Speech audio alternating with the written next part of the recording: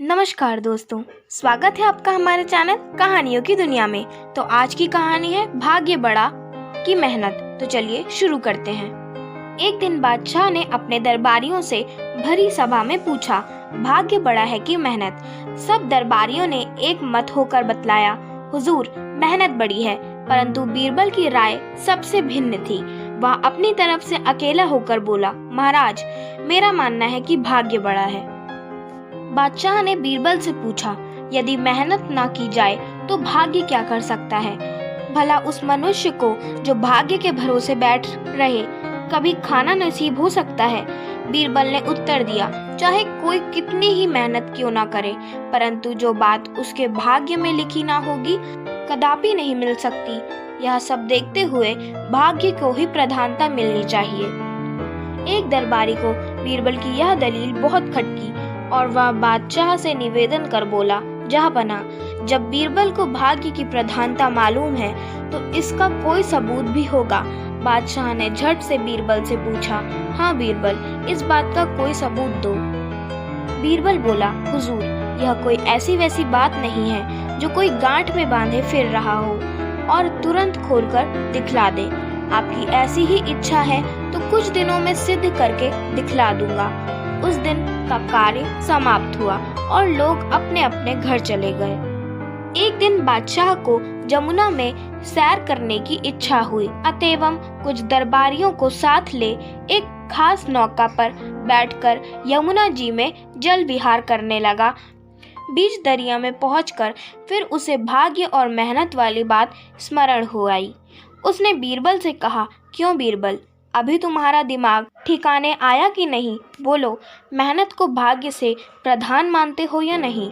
इस बार भी बीरबल ने पहले ही सा उत्तर दिया। बीरबल की इस हठधर्मी पर बादशाह चिढ़ गया और तत्क्षण अपने हाथ की अंगूठी निकालकर जमुना जल के मध्य में छोड़ दी और बोला, अच्छा बीरबल, यदि अपनी भाग्य की प्रधानता से तू एक मास के अंतर्गत यह अंगूठी मुझे ना दे सकेगा तो तेरी गर्दन उड़ा दी जाएगी। बादशाह के उस आकस्मिक कोप से सब लोग थर्रा गए। सब लोगों ने देखा कि यहाँ पर जमुना जी का जल बहुत गहरा है। यहाँ से अंगूठी का मिलना असंभव ही नहीं बल्कि नितांत असंभव है। अब बीरबल की जान नहीं बच सकती। परंतु बीरबल ने कुछ जवाब नहीं दिया। वह चुपचाप बैठा रहा। नाव किनारे पर आ लगी। घर लौटते समय बादशाह ने उस जगह अपने सिपाहियों की पहरा चौकी बांध दी ताकि बीरबल किसी प्रकार उस अंगूठी को जल से बाहर न निकाल सके। बीरबल चुप्पी साध कर बैठा रहा। जब कुछ दिन व्यतीत हो गए तो बादशाह ने बीरबल से पूछा, क्यों बीरबल, अंगूठी मिली? बीरबल ने इनकार किया। तब बादशाह ने कहा, देखो बीरबल, अब भी मेहनत की प्रधानता स्वीकार कर लो, मैं तुम्हें माफी दे दूंगा। बीरबल ने उत्तर दिया, जहांपना, भाग्य के सामने मेहनत नहीं टिक सकती। मुहावरा मशहूर है, घड़ी में घर जले 9 घड़ी भद्रा। अभी 3 दिन का समय और है, इतने में तो कितना उलटफेर हो सकता है। बादशाह के क्रोध रूपी अग्नि में और भी आहुति पड़ गई। वह एकदम क्रोधित हो गए। जब अवधि का दिन बीत गया तो चौथे दिन फिर बादशाह ने बीरबल से अपनी अंगूठी मांगी। बीरबल ने कहा, हुजूर मेरे भाग्य से अंगूठी नहीं मिली। बादशाह क्रोधित होकर बोला, तब मरने के लिए प्रस्तुत हो जाओ। बीरबल तो पहले से ही कमर कस चुका था। वह बादशाह के सामने निर्भय होकर खड़ा हो गया। उसे कसकर बांध दिया गया।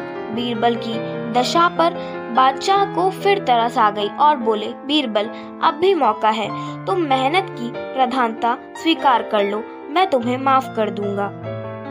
बीरबल ने उत्तर दिया, गरीब परवर मरते को मरना अच्छा नहीं, आप तुरंत मुझे मार डालने की आज्ञा दीजिए। बादशाह ने कहा, अच्छी बात है, जब तू खुद ही आगे आ रहा है। बादशाह ने सिपाही को बीरबल के फांसी घर ले जाने की आज्ञा दी। वह घर मकान के चौक के पास ही बना हुआ था। बीरबल की यह दशा देख समस्त प्रजा घबरा उठी, क्योंकि बीरबल के समय में सबकी राम राज्य थी। न राजा का जुल्म प्रजा पर चलने पाता था और न प्रजा का राजा पर। सबके चेहरे पर मुर्दनी छा गई। बीरबल के घर वाले भी चुपचाप मलिन मुख किए सब कार्यकलाप देख रहे थे। वे अब अपना धैर्य कायम न रख सके और सबके सब सुसक कर रोने लगे। बीरबल फांसी के तख्ते पर चढ़ाया गया। नियम के अनुसार बाधिकों ने बीरबल से पूछा, आपकी अंतिम इच्छा क्या है? उसको पूरी करने के लिए 10 मिनट का समय और दिया जाता है। बीरबल अभी कुछ कहने भी नहीं पाया था कि एक फकीर प्रकट हुए। उनको आते किसी ने नहीं देखा था, जिससे ऐसा प्रतीत हुआ मानो जमीन को फोड़कर प्रकट हुए हों। फकीर ने कहा, बीरबल, यह तुम्हारे फांसी का समय है, अतएव मरने से पहले एक पुण्य कर्म करता जा। यह सवेरे सवेरे का समय है और मुझे भूख बहुत लगी है। इससे तू मेरे भोजन का प्रबंध कर। इससे बढ़कर दूसरा दान नहीं है। सदा ऐसे लोग कहते आए हैं, मैं मछली खाना चाहता हूँ, इसलिए एक अच्छी मछली पका कर खिला और मुझ फकीर का आशीर्वाद ले। बीरबल बड़ी असमंजस में पड़ गया। एक तो मरण काल, दूसरे फकीर की याचना सो भी मछली। वह बोला, साहब, आपको ज्ञात होना चाहिए कि मैं एक कुलीन ब्राह्मण हूँ। हम लोग अपने चौके में मछली मांस का प्रयोग नहीं करते, फिर आपको क्यों कर खिलाऊं? फकीर बोला, यह सब सही है, परंतु यदि तू इस मरण काल में मेरी भूख मिटाएगा तो इस पुण्य से तेरे बाल बच्चों के सहित कल्याण होगा। वहाँ पर उस समय जितने लोग एकत्रित थे, सभी ने बीरबल से फकीर की इच्छा पूर्ति का अनुरोध किया। कुछ काल तो यूं ही बातचीत में टल गया। अंत में मत विशेषता के कारण बीरबल को अपनी जिद छोड़नी पड़ी। एक आदमी बाजार जाकर एक मल्लाह से एक खूब मोटी और बड़ी मछली खरीद लाया। जब उस मछली को बीरबल छुरी लेकर चीरने बैठा तो उसके पेट में कोई ठोस चीज दिखाई पड़ी। उसका संपूर्ण पेट काटते ही बादशाह की वह जल में फेंकी हुई अंगूठी बाहर निकल आई। बादशाह अपनी खिड़की से गर्दन निकालकर बीरबल की फांसी का दृश्य देख रहा था। उसने देखा कि बीरबल एक मछली फाड़ रहा है, परंतु उसके और उस फकीर के अंतर्गत क्या क्या बातें हुई, इसका उसे कुछ भी ज्ञान न था।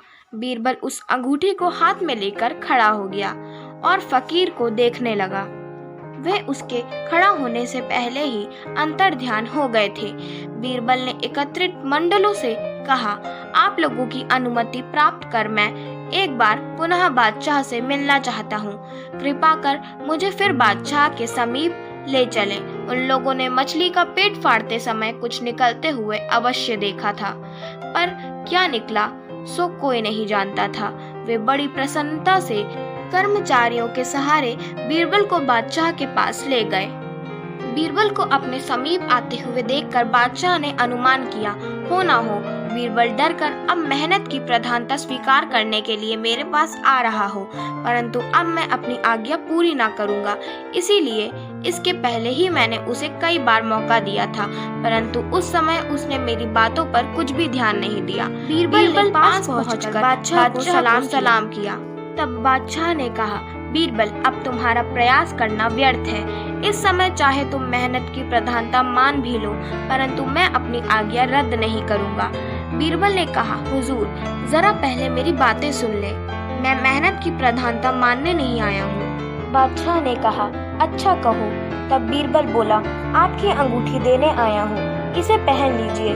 बादशाह ने उसे हाथ में लेकर देखा तो सचमुच वही राज मुहर वाली अंगूठी थी। उन्हें बड़ा आश्चर्य हुआ, क्योंकि वे उसे जमुना के अगाध जल में फेंक आए थे। कई बार खूब उलट पलट कर देखा। जब उसके निस्बत कुछ संदेह न रहा तो बोले, बीरबल, यह अंगूठी कैसे प्राप्त हुई? बीरबल ने जवाब दिया, गरीब परवर मेरा भाग्य घसीट लाया है। तब उसके मिलने का सब किस्सा बीरबल ने बादशाह को सुनाया। बादशाह बीरबल से बहुत प्रसन्न हुए और 10,000 मुहरे, एक सुंदर वस्त्र तथा कई वाहन पुरस्कार में दिए। उसके घर वालों को भी सुंदर सुंदर वस्त्र दिए गए। उपस्थित जनता के सहित बादशाह ने प्रसन्नता से भाग्य की प्रधानता स्वीकार कर ली। धन्यवाद। Like, share and subscribe to our channel. Don't forget to press the bell icon.